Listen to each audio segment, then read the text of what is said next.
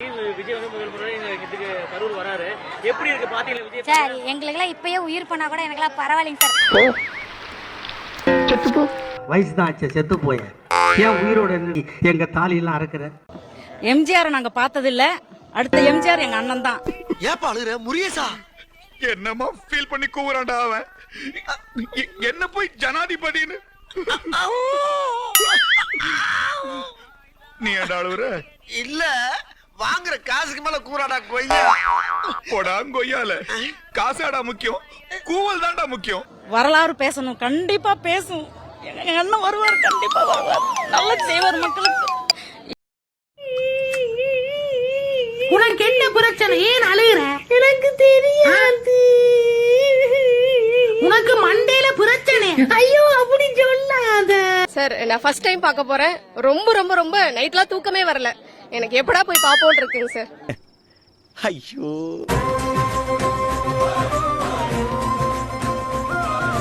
எப்படி சொல்ற, அவர் கடவுளுங்க. அவர் கடவுளுங்க, அதுக்கு மேல வேற என்னங்க வேணும்?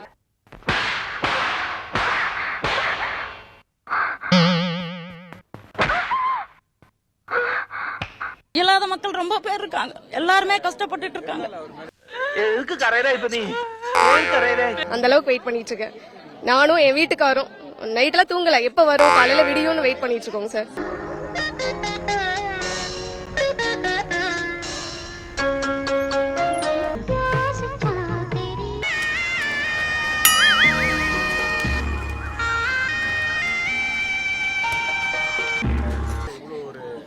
அதான் எம்ஜிஆர் மாதிரின்னு சொல்லிட்டேனே. உதாரணத்துக்கு நான் சொல்லிட்டேன். எம்ஜிஆர் நீங்க பாத்திருக்கீங்களா?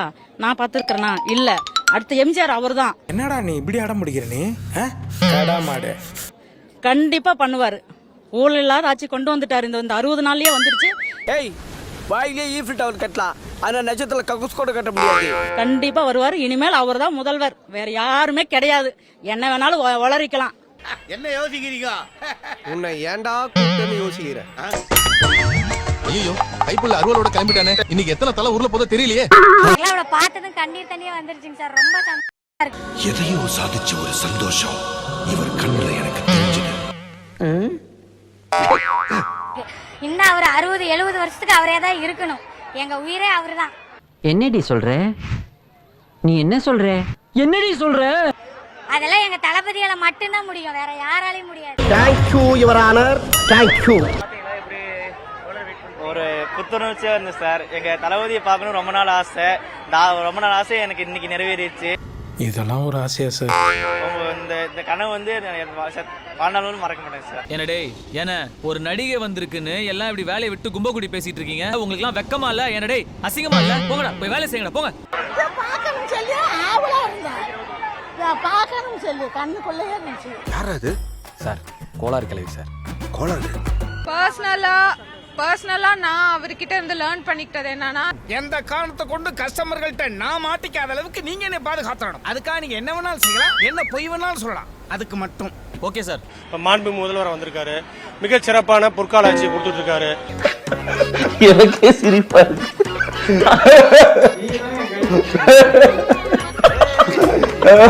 சோ இனிமேல் வந்து டிஎம்கேயும் கிடையாது, ஏடிஎம்கேயும் கிடையாது. ஒன்லி டிவிகே மட்டும் தான் நல்லாட்சி, மக்களாட்சினா. இது உங்களுக்கு தேவையில்லாத மேட்டரிங்க சிஸ்டர். அவருக்கு இன்னைக்கு என்ன விஷயம் ரொம்ப பிடிச்சிருந்தது அவர் பேசுறது? அவர் வந்து நமக்கு நலத்திட்டங்கள் இந்த மாதிரி எல்லாம் கொண்டு வந்திருக்காங்க. இனிமேல் வந்து போதைப் பொருட்கள் இந்த மாதிரி எல்லாம் வராதுன்னு சொல்லியிருக்காரு.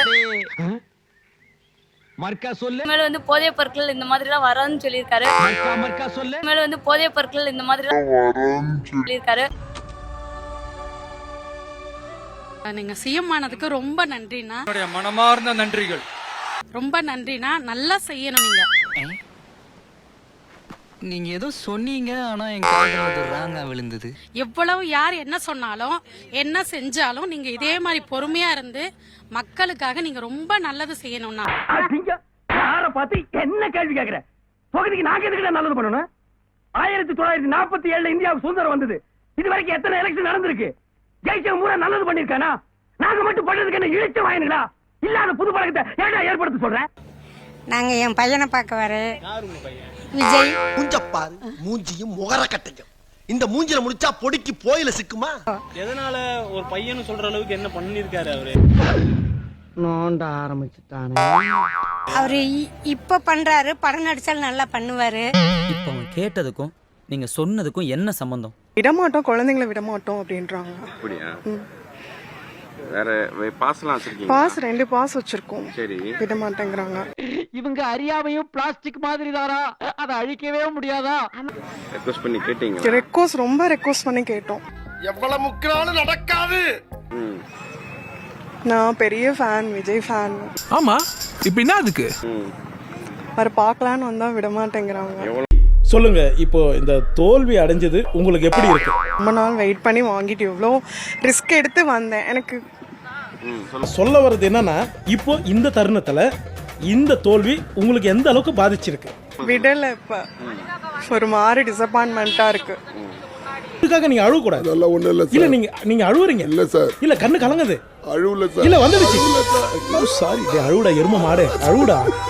இனிமேல் இந்த ஆட்சி மட்டும்தான் இருக்க போகுது. டிவிக்கே வாழ்க. போட்ட வேலை ஏத்தவள. விஜயண்ணா வந்ததுல ரொம்ப சந்தோஷம். 41 பேர் உயிர் இழந்ததுக்காக ரொம்ப வருத்தப்படுறாரு. ஏப்பா அப்படியெல்லாம் ஒண்ணும் இல்லையே. ஆக்சுவலா அவர் இதுக்கு காரணமே இல்லைன்னு எங்களுக்கு நல்லாவே தெரியும். இதுக்கு தீய சக்தி தான் காரணம். இதுக்கு 41 பேத்துக்கு அரசு வேலையும் கொடுக்க கூடாதுன்னு சொல்றாங்க. இப்பயும் அந்த பிரச்சனை பண்ணிட்டு இருக்காங்க. ஆக்சுவலா இது போன கவர்மெண்ட்லயே அவங்க அரசு வேலையை கொடுத்துருக்கணும். இடியட்ஸ், இவங்க எல்லாமே அரவர நாயிங்க, அரவர நாயிங்க, நாயிங்க, நாயிங்க, நாயிங்க. 41 பேர் இறந்ததுக்கு அவங்க எந்த ஒரு நடவடிக்கையுமே எடுக்கல. ஒரு நிவாரணமோ இல்ல ஒரு ஹெல்ப்போ எதுவுமே பண்ணல. மகனே செருப்ப காட்டி பிய அடிச்சு போடுவேன். ஒரு நிவாரணமோ இல்ல ஒரு ஹெல்ப்போ எதுவுமே பண்ணல. கரூர் கூட்ட நெரிசல்ல உயிரிழந்தவர்களோட குடும்பங்களுக்கு தலா 10 லட்சம் ரூபாய் நிவாரண நிதி வழங்க முதல்வர் ஸ்டாலின் உத்தரவிட்டிருக்காரு. என்னது ஒரு பேச்சுக்கு சொன்னா உடனே நல்ல செருப்பா பிக்கிறாங்க. கள்ளச்சாராயம் அந்த வழக்குல வந்துட்டு ஒரு குடும்பம் வந்துட்டு ஒரு 10 லட்சம் பேர் 10 லட்சம் ரூபாய் தரேன்னு சொல்லி பேசியிருந்தாரு. இது மாதிரி வந்துட்டு அவங்க வந்து கள்ளச்சாராயம் குடிச்சு இறந்தவங்க குடும்பத்துக்கு 10 லட்சம் ரூபான்னு சொல்றாங்க. ஒரு மாநாடுக்கு வந்த ஒரு தொண்டர்கள் வந்துட்டு 41 பேர் இறந்திருக்காங்க. அந்த குடும்பத்துக்கு அவங்க எந்த பதிலுமே சொல்லல. ஏன் 20 வருஷமா கோமால இருந்தியா? எதுக்கு எந்திரிக்கிற? உட்காருப்பா. நல்ல முறையா பேசியிருக்காரு. எங்களுக்கு மக்களுக்கெல்லாம் நல்லது செய்யறேன் இருக்காரு. தாய்மாமன் சீர் செய்ய சொல்லியிருக்காரு, செய்யறேன் இருக்காரு. பார்த்தோம், அவர் பெண்கள் சேஃப்டி பத்தி பேசினதெல்லாம் எங்களுக்கு ரொம்ப பிடிச்சிருந்துச்சு. ஏண்டா எங்களை இன்னமுமாடா நம்பிக்கிட்டு இருக்க? எங்க பேசிக்கிட்ட பார்த்தாவே உனக்கு தெரிய வேணாமா அவங்க தருவாங்களா தரமாட்டாங்களான்னு? இன்னும் பச்சை பிள்ளையா இருக்கேடா. அடுத்தடுத்து அவர் பட்ட கஷ்டங்கள் எல்லாத்தையும் சொல்லி, இனிமேல் லஞ்சம் கொடுக்காதீங்க, கொடுக்கவே கூடாது, கேட்டா சொல்லுங்க, கொடுக்க முடியாதுன்னு சொல்லுங்க அப்படின்னு அவர் ரொம்ப ஃபயரா பேசினதெல்லாம் உண்மையிலே அமேசிங்கா இருந்தது. ரொம்ப நல்லா இருந்தது. அப்புறம் நான் உங்ககிட்ட விளையாட்டா பேசுற புராணிக்கு நம்பிட்டீங்க. ஐயோ ஐயோ, எங்க சந்தோஷத்துக்கு அளவே இல்ல. எப்படி இருக்கும்? சந்தோஷமா இருக்கும்.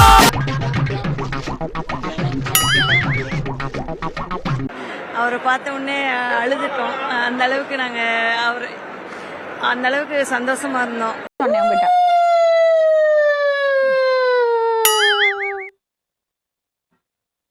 எங்க தளபதி மக்களுக்கு வந்து நல்லது செய்யணும்னு வந்திருக்காரு. கண்டிப்பா நல்லது பண்ணுவாருன்னு நாங்க நம்புறோம். பாவங்க அந்த பொண்ணு ரொம்ப அபராணியா இருக்கு. நானும் என்னென்னமோ புழுவுறேங்க, லூசு கூட நம்பாதுங்க, ஆனா அவன் நம்பிட்டாங்க. அவர் வந்தாலே போதுன்னு நான் நினைச்சோம். பேசுறதெல்லாம் நாங்க மைண்ட்ல எடுத்துக்கவே இல்லை. அடி பாவி, இவ்வளவு நாளா உனக்கு உள்ளதான் காலியா இருந்துச்சு, இப்ப வெளியே ஆக்கிட்டியா? ஏன் இப்படி பண்ண? ரொம்ப எப்படி சொல்றதுன்னே தெரியல. ரொம்ப கத்திக்கிட்டே தான் இருந்தோம். பாட்டு ஒரு 5 டைம் போட்டிருப்பாங்க, 6 டைம் போட்டிருப்பாங்க. அது எத்தனை டைம் போட்டாலுமே நாங்க அந்த வைபோட தான் இருந்தோம். ஏய், உனக்கு தனியா சொல்லணுமா? இங்க வா. அவர் பேசினாவே இருக்கதான் செய்யும். அவர் என்ன பேசினாலும் எங்களுக்கு பிடிக்கும்.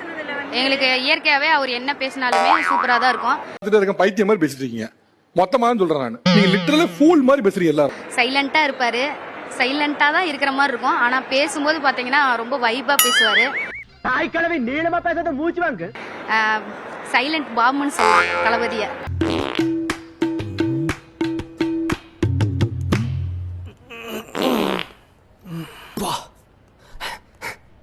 இன்னது என்ன கோபால் கடையில வாத்து பிரியாணியா? ஆமாம்பா. சூப்பர். ஸ்பீச் நல்லா கொடுத்துட்டு இருந்தாரு. ஸ்பீச் நல்லா கொடுத்தாரு. நான் பேசும்போது நடுவில் சிஎம் வந்து தளபதியாக போயிட்டு வந்த மாதிரி இருந்துச்சு பேசினது. சிஎம் வந்து அந்த இடத்துல இருந்து மாறி கொஞ்சம் ஃபிலிமி மோடுக்கு போயிட்டு வந்த மாதிரி இருந்துச்சு. என்ன இவன் மாறி மாறி பேசுறான், ஜட்ஜ் பண்ணவே முடியலையே. மறக்காம சர்ப்ரைஸ் பண்ணுங்க. தேங்க்யூ. நெக்ஸ்ட் மீட் பண்றேன். ஒரு பிக்கிங் காணா.